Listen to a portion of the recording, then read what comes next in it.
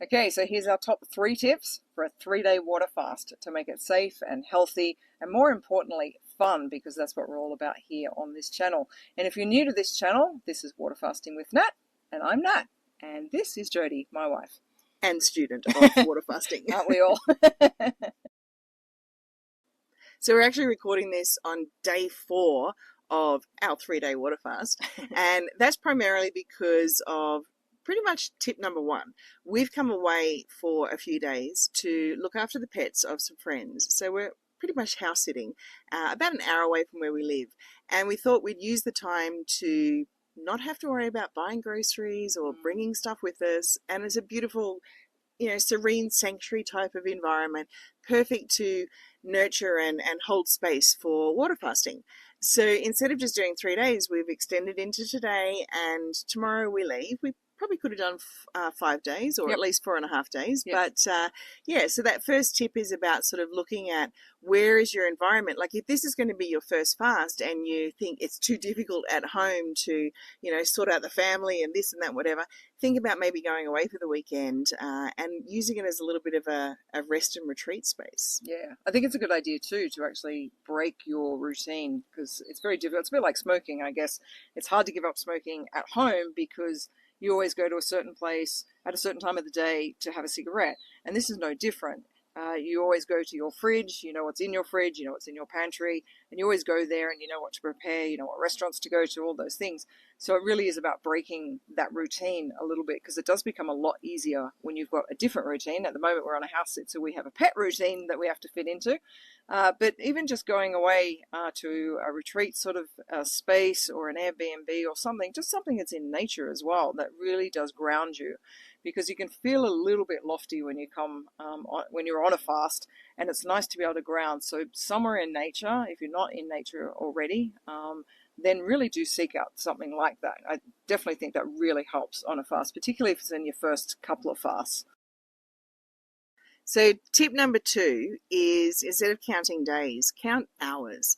And that's actually what helped me extend through to today, because I was like, okay, my last meal was actually later than what Nat's last meal was. And I knew that 4 days, 24 times 4 is 96. And I was like, no, actually, I'm okay with 90. I like the rounded off number. It was giving me a bit of a goal to reach. So I reached 90 hours, and I thought, yeah, I'm happy with that. It's actually been a really good experience. Whereas Nat did reach 96 hours, which is 4 days. But we're here talking about a 3-day fast, because the importance of a 3-day fast is just what goes on in your body over that time period. Yeah, definitely. So on a 3-day fast, why we keep advocating a 3-day fast on this channel, and at least doing that, is because your whole immune system is actually completely renewed in that time. You get a whole new immune system. So if you're suffering from things like long-term COVID, then this can be a really good thing to be doing because it's going to really boost your immune system. And we very rarely get sick because we do a lot of 3-day fasts. And even though here there's a lot of COVID around at the moment, we just haven't had anything like that. We don't pick up colds or flus or anything. So 3-day fasts definitely are really a great starting point. And if you can't do 3 days to start off with, that's okay. Just work from 2 days and then make the next one 3 days. It's all about building that fasting muscle. We always talk about that on this channel, the fasting muscles. So building that up, and your body gets used to it. Your mind gets used to not having food, and it does get easier and easier. So one thing I really would recommend in terms of counting hours is to actually have a fasting timer. So there's different ones on the Apple App Store, the Google Play Store as well. So I'll link to a few of them down below, one in particular that I use that I really like. And I think it's just that psychological thing. You pick up the phone and you look at the timer and you go, no, I can't stop it. I can't press that stop button. We've just got to keep it going a little bit longer. It is a real game. Yeah, it does gamify it. I think that makes it a lot easier. So I would recommend that you do a timer. And a lot of people in our community also use timers as well. In fact, they were the ones that introduced me to timers. I never even thought about it before. But yeah, some of them are intermittent fasting timers. So you need to get one that's for extended fasts, extended water fasts, obviously. So yes, I will link to those down below. And just before we get on to our third hot tip, I just want to say, isn't it mind-blowing that in just 3 short days, 72 hours is 3 days? that your whole entire immune system can be replenished and renewed. I think that's just... It is mind-blowing, It is mind-blowing. I think that's why I got into fasting, because I was so interested in the science behind what was happening inside the body in such short spaces of time. There is no way to heal the body faster than by water fasting. So just giving your body a break, because your body, it comes down to such a simple mathematical equation, is your body is either digesting food or it's healing. So it can't do both at the same time. So if you take food away, all it's doing is healing. For that 3-day period, it's just healing. And it's amazing the healing that you can experience in that time. The reduction in inflammation, just aches and pains and stiffness in joints and things like that. Like I couldn't walk there for a while after I'd broken my leg. And suddenly, after 3 days, I could actually bend my knee. It was quite incredible, and that was quite a severe accident that I had. And I'd never been, all the time I've been to physio, I'd never been able to bend my knee properly back to the way as much as it should be. But after a 3-day fast, I said to Jodie, have a look at this. And she went, oh my God, you're kidding. Like, how on earth does that happen in 3 days? And I was just sold after that on fasting, and we've done a lot of it since then. Okay, so on to tip number 3, which is ultimately a fantastic mindset hack. Because what's your favourite saying? The body loves fasting, but the mind really doesn't like it at all. So whatever tricks we can play on the mind, it really helps with being able to get through. Because if you've got that goal of, you know, I'm going to replace my immune system, or I'm going to drop a few pounds, or I just want to experience this because I know that periodic fasting for the rest of my life is actually going to be super beneficial to my longevity and reversing aging symptoms and all sorts of things. So to get through that first 3-day fast, the ultimate hack of time is to not look at it as days, following on from tip number 2, looking at it as hours. And you could start your fast on a lunchtime and end it just 2 days later on the lunchtime again. Yeah, so if you started, say, on a Friday, so you were working Monday to Friday, if you could have your lunch and then not eat again, so you go through Friday night, you go through Saturday and Sunday, and then you would have lunch again on Monday. Too easy. Exactly, because that means that there's only 2 days that you actually haven't eaten. So obviously this could be any time. It doesn't have to be Friday to Monday. It could be any time during the week.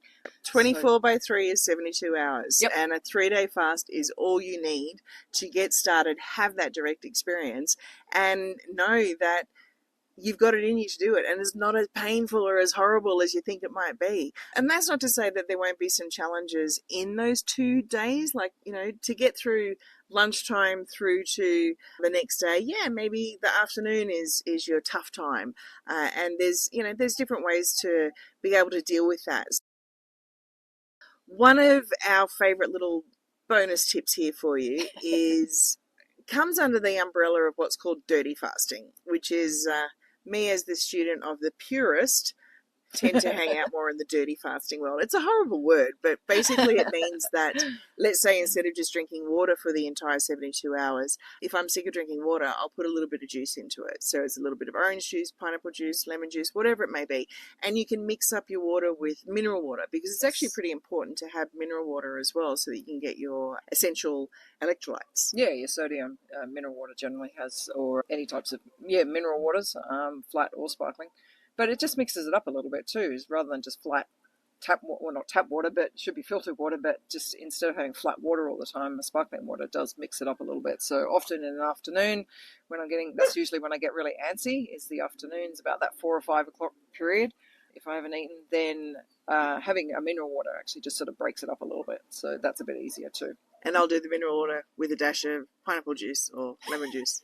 And I've even had, like, one of our inside of Nat's course that she created, she's actually got some recipes for different juices, because leading into a fast, it's also really important to, you know, not just finish on a hamburger or a pizza or a big hefty carb meal and then try to fast, because you'll actually be craving food. So, you know, the couple of days beforehand, you should be sort of winding it down into pretty much just eating fruits and vegetables, or maybe even having a juice day. Now, to me, I count a juice day as a day of fasting. Nat doesn't, but looking at the recipes of the different juices is something that we've got inside of the Freedom Fasters course as well. But Sure. Yeah, I'll mix some of that with my mineral water just to give a little bit of flavour and have my afternoon cocktail that way. Yeah. So you decide how purist you want to be on a fast. And you might start in the first couple of fasts of actually adding juice to water just to make it a little bit more normal and not so difficult.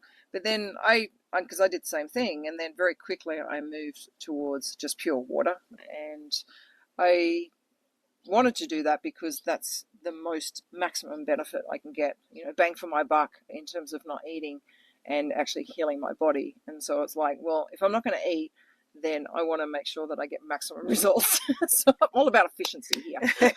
As quick as possible. So yeah, there's the experience of going through a 3-day water fast is something that I believe everybody should have. All right. So thanks for watching, and we hope that helped. Go fast for 3 days. It's important. It's important for your health. All right. Bye for now.